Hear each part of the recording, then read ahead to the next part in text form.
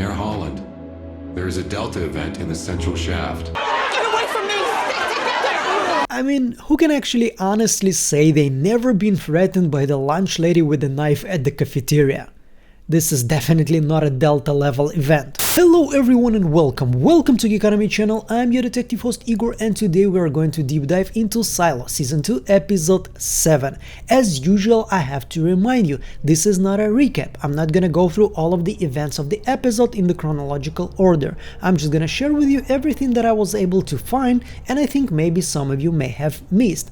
Also, I haven't read the books. I usually very impressed and very fascinated by your ability to read, but please, if you have read the book, don't share the spoilers, even though we kinda know already that the book and the TV show are not exactly 100% alike. Saying all that, as usual, I want to thank everyone who supports me on Patreon and on YouTube. Your financial support is what makes this channel possible. Now, let's dive in. And as usual, I want to start with the Easter eggs, with some of the graffiti, some of the small details that usually been unnoticed, and they are created by some very talented people that usually remain, like faceless. They're not somebody who are invited to big TV shows and big interviews. So this is my way of saying thank you, and we notice what you do, and we know that because of you and your work, those worlds actually feel lifelike. And we can see here some of the graffiti in the down level, so it's like we can see here down deep works, we can see they're farther down,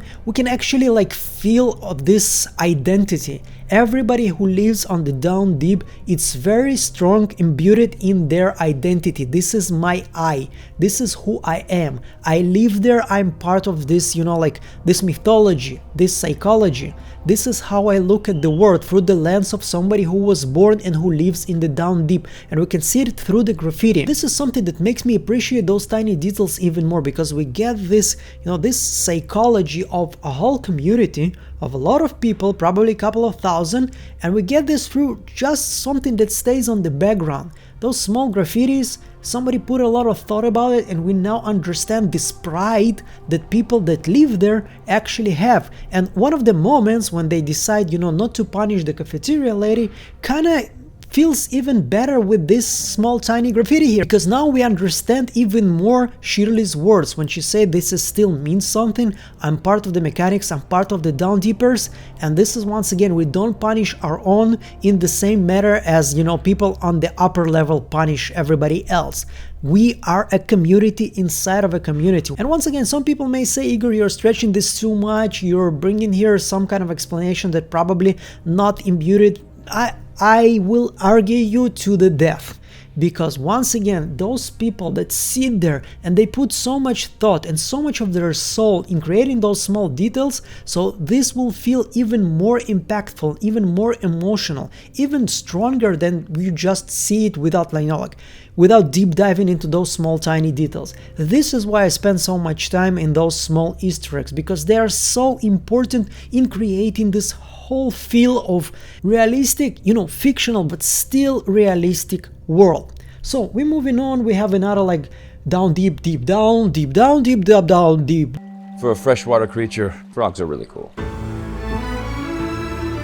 Take a second, try to remember when you were a kid at school, what were you writing on your desk or on your notepad? For me, when I was a teenager, it was mostly names of the actors from Lord of the Rings, or of the characters, or something related to the lore of Lord of the Rings, because I was a huge fan, and you can guess that I wasn't talking to many girls at that period of time, but I knew everything, every actor's name, every character's name, and this was part of my personality. This was a huge part of my identity. I'm still a huge fan, obviously not as much as I was there, because this was part of all my life. Everybody who I was talking to, it was mostly about this, I used to be part of forums on Lord of the Rings, and this is exactly what I'm saying. You are putting on the graffiti something that's part of you, part of your identity. This is pride of we are not only mechanical, we are deep down, we are the deep downers. And if you want to call us names, go ahead, but it's not gonna affect how proud we are to be what we are. So we're moving forward. We have another weird poster here. It's actually about depression. kind of weird, I have to be honest. Like, you know, it's not weird that you have a poster about depression, it's kind of weird that you have it on a lower level. And the reason it's weird because we know that in these places there are not that many people are hiding here usually. So maybe it's once again some kind of a remnant from the period when the silo was actually built, and you know, being in this place, you're completely deprived of sunlight, completely deprived of normal oxygen, depression can be very, very common, and this is why it's still here. This is just an idea. Anyway, we see here something that was like a gift to Christmas for me, and this is the room, the legacy room. And first thing first, we see the solar system. You know, like when Judge Meadows was explaining to Lucas like how actually our solar system works and what are stars, and now we can actually see where did she learn about it, because she was Bernard's shadow and she was, you know, probably very frequent in this room. She used to live here, as we're gonna see a little bit later, and you can see a lot of artifacts here. Now I wasn't able to identify even one of them because this is so far from my expertise, and you know, like every Google search tool that I have wasn't able to find something, like, because it's very blurry also, but it's probably something very important from our history, because when we move forward we can see here an image of a dinosaur behind Lucas. So we have here all of humanity history, even before humanity itself. So it's not only humanity history, it's also Earth history. And we can move here, we can see here the Devonshire hunting tapestries. This is here, but it's only part of it. The original is way bigger and it's consistent of like 4 tapestries. You can see here some kind of a small statue of a person with wings. Now, I couldn't find the exact same replica, but it kind of feels like maybe it's Icarus. Once again, it's very like relevant to being in this place, you know, reaching too much higher in trying to understand the world. You know, the story of Icarus and Daedalus, they basically built some wings, and then Icarus started to fly, and then he saw the sun and he wanted to fly even higher to the sun, and then the sun melted, you know, like his wings, and so he fell down to his death. So the story is basically, you know, like, be careful, don't try to get ahead of yourself too much. You need to take everything in its natural pace. So maybe it is something here also blurry. It kind of feels a little bit like Dali's clock, you know, the melting clock, but once again, I'm not 100% sure. Here we can see some paintings behind Bernard, and we can obviously see here Van Gogh's probably sunflowers, one of them. We can see here an image, as I think it's probably George Washington, and we can see here the Venus Anadyomene by Sandro Botticelli. The rest of the paintings, I wasn't able to figure them out, but if you have any idea, I would love to read your comments. Also, please notice that behind Bernard we also have some kind of a record labels, so it's a physical, you know, already record. It's not something that's been stored digitally, and since there are many silos, 50 as Solo told us, there is a vault like that in every one of them, so it probably stores a piece of history, not only digitally but also physically, which is very, very good. Now, we talked a little bit about Solo here, and I'm a bit tired already of Juliette doing side quests for the whole season. It's been already 7 episodes, and I love her interactions with Solo and I love it all, but I need to, you know, like the plot already to move a little bit forward. So we learned a little bit about the bands, and I kind of read about it a little bit, so I'm gonna share it with you. So what his Solo is actually talking here about is that when you go down in the water and you breathe in oxygen, you actually breathe in about 21% of oxygen and 71% of nitrogen.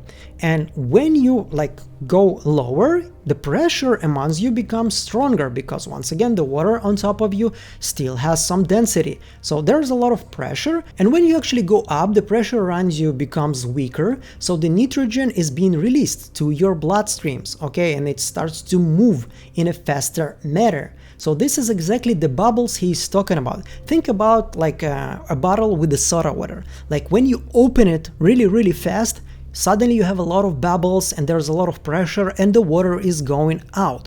But if you open it slowly, you know, like really, really slowly, giving it a possibility to release itself, some bubbles will be there, but it's not going to be an explosion. This is exactly what Solo is talking about here. When you're going fast up, this is exactly like opening a bottle of soda, like immediately in one movement.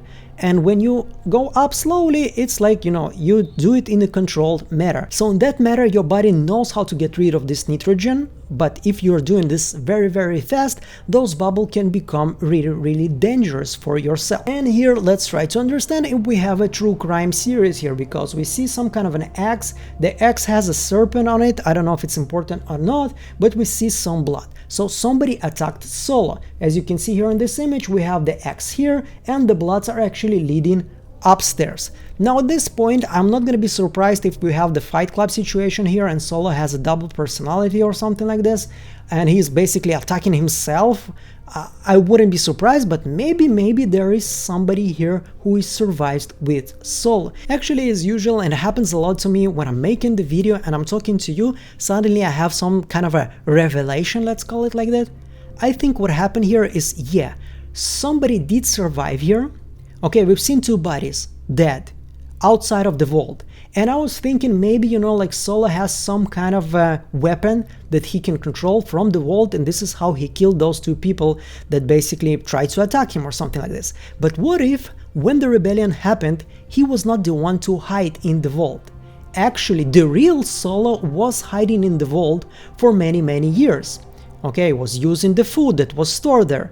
And then at some point, this fake Solo was somehow able to trick him to go out, and they switched. So he convinced himself that he is the Solo, he is the real Solo. And the Solo we have seen in episode 1, he is still actually alive, and he is somewhere there, and he's looking for a way to come back to the vault, to actually, you know, to be the IT guy as he was, you know, like promised by Russell or something like this. So I think this is the real Solo who attacked Solo there, or maybe, as I told you, yeah, there is a double personality situation here and Solo has been attacking himself.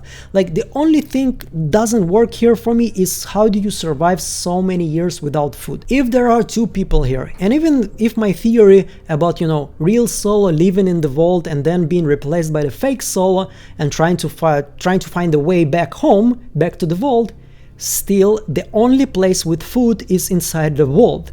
This is where, you know, the canned food is stored probably. This is when you can maybe have a microwave or something like this, so you can like warm up food and you can actually survive. As soon as you're outside of the vault, there is no food for you, and you're not going to be able to survive more than a couple of weeks best, tops. So something not working for me. Maybe it is actually double personality and Solo has been attacking himself here. Anyway, we're moving on to the next topic today. This is the rebellion, and we learned that the rebellion has gunpowder and they can use it. So maybe they're not gonna have only, you know, like melee weapon there, they're gonna actually have some kind of a fire weapon there. And if we have seen in the Silo 17, they were basically able to overthrow the ruling class with just swords and sticks. So if they're gonna have weapons here, I mean, the whole Raiders and Bernard don't even stand a chance. So we move forward. Like, this moment I was not sure what they were giving to Shirley here. My idea is they were creating those notes that they're being released in the fire rocket.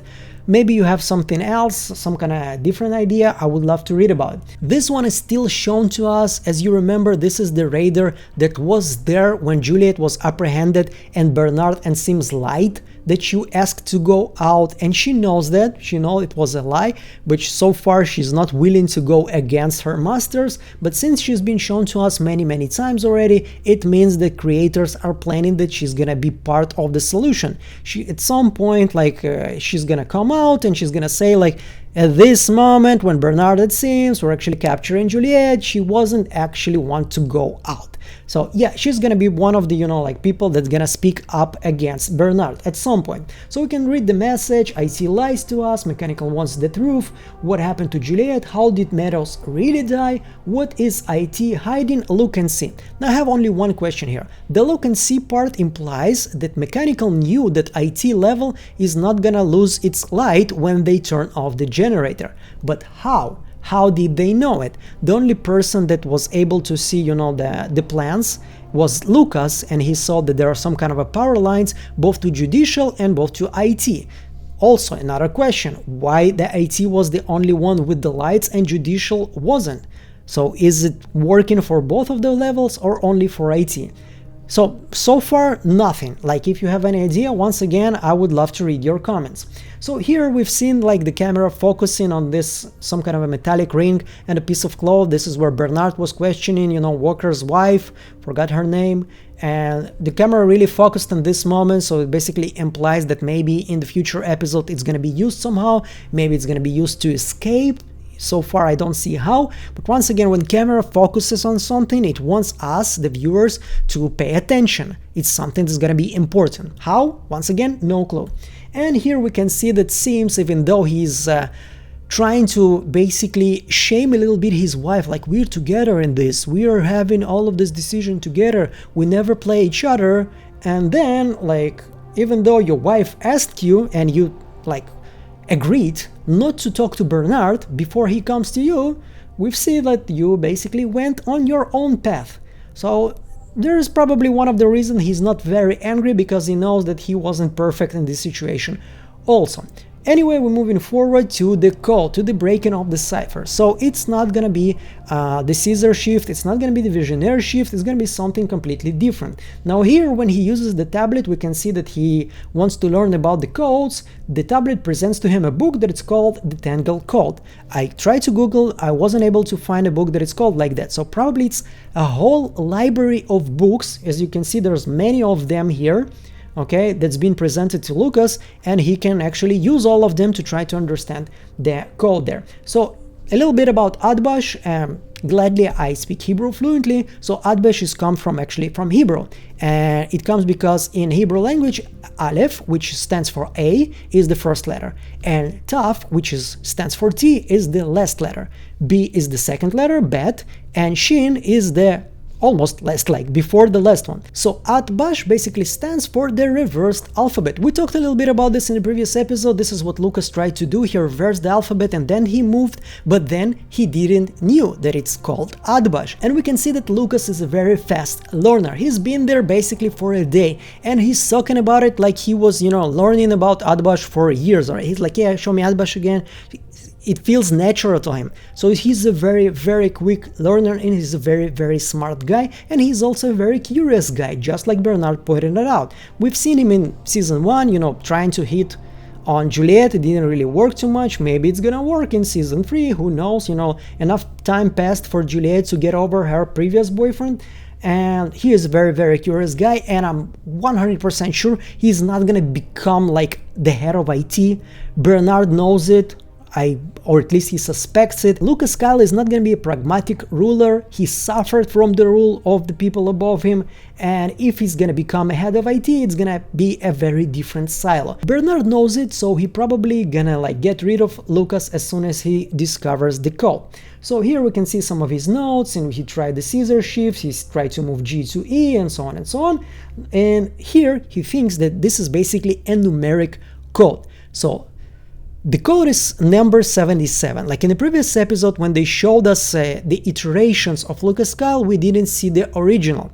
We haven't seen the original letter. And we remember that the original letter is comprised of 2 parts. The first part is his letter to his wife. It's a very emotional one. And then it's gibberish, which is a code, obviously. So in the first part, he used this number 7 twice. So Lucas thinks it's the page number 77. So every word, every letter stands for a numeric value of a page of a word that you can use in a certain book, and then you will understand what exactly, you know, this vampire guy, what's his face already? I forget his name all the time. You get it, the IT guy from 140 years ago, and I actually think that's probably the Wizard of Oz, because this is a book that is outside of the legacy. Once again, this guy wanted this code to be deciphered, and if the key is in the vault, in the legacy, nobody gonna be able to do it but the head of the IT. So actually they're thinking about some relic books that are outside, but they're not thinking about a book that is basically probably in every house in the silo, and this is the Pact. So look, the Wizard of Oz. I found this exact, you know, book printing, so I tried to buy it. Okay, I wasn't able to find it in digital, and I'm not gonna wait for January 16th or 17th until the book is gonna be arrived at my country, and I tried to find it the digital version. wasn't able to do it. So what I did is actually, you know, in Amazon you have like a 4 or 5 pages of a preview of a book before you buy it. So I wanted to replicate, I find the online version of the book and I wanted to replicate it in Word, so it's gonna be the same length. And then I realized that there are also drawings there, so I will never know how many pages are actually being dedicated to just the drawings. So yeah, just a couple of hours of my life that has been spent completely pointlessly. But this is probably one of the reasons that I really hope that the key to deciphering the code is not the Wizard of Oz, but actually the Pact. So we're moving forward to the last part, and this is not some kind of a detail or a clue, but this is once again, we've seen that many times when there is a control that's moved, the power moves from one person to another, usually the second person, he is the more just one. Like we can see here that the mechanical Knox here is telling to this cafeteria lady, we're not gonna punish you, we're gonna punish you in our way, we're gonna give you a hard time, but so you will actually realize that you're still part of us and you will never betray us again. So it's way more fair, way more just, but it's still dangerous. Okay, as soon as you have control in one person's hands, and this time this is Knox and maybe Shirley, there is always going to be a danger, because politicians, people who control us, they cannot be good politicians, very, you know, successful if they are a good people in the regular sense of this word. Because once again, if you are responsible for thousands of people, at some point of your life you will have to make a decision that will hurt some of them. This is just fact, okay? You will not have unlimited resources, you will not have unlimited power, so at some point you will have to decide, I'm gonna help those people, I'm not gonna help those people, because reasons, okay? And at some point of your life you become numb to it. And this is why democracy, obviously not perfect, far from perfect, is one of the best, you know, ruling practices that we have in our history, because you have to replace power. Because if somebody stays for longer than 8 years, 10 years, 20 years, they completely become numb to human being. We all become just numbers to them. So once again, I'm not saying that Knox and Shirley are gonna be bad, this is just one of the moments, and I really enjoyed how Hunger Games did it, when one of the evil regimes was actually replaced by the rebellion, and then it kind of felt like this is completely same, because power corrupts, and unlimited power unlimitedly corrupts everyone. So this is me just throwing some ideas in the air, and as usual I would love to know what you think about it. So write me in the comments, and if you enjoyed this video, please feel free to support it in any way, shape or form that it's convenient to you. And if you feel like not doing it today, still thank you so much for watching this video until this moment, because this is why I do those videos. I do them for you to watch them. Everything else is just a very nice bonus. Thank you so much. I'm gonna see you on the next one. Bye.